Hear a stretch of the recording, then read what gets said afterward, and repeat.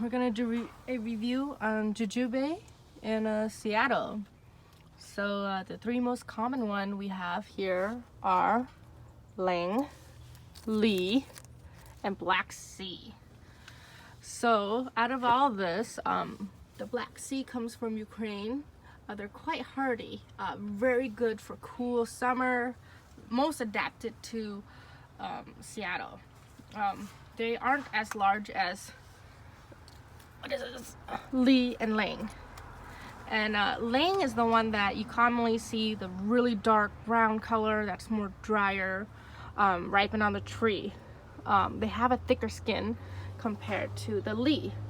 The Lee, they grow quite big, as you can see, comparison how big they get than the Black Sea. Black Sea tends to have a little point right here. So they're hard to pick them all, but they definitely need partners. So you can interchange them with each other, but you have to have two of different variety, otherwise they won't fruit. They need cross-pollination. These are about 2-year-olds, and they're grafted. That's why they have fruit. Otherwise they won't be fruiting at this time. They're pretty compact. They grow quite tall if you don't prune them. So I really suggest you pruning them to keep them under 6 feet and highly productive.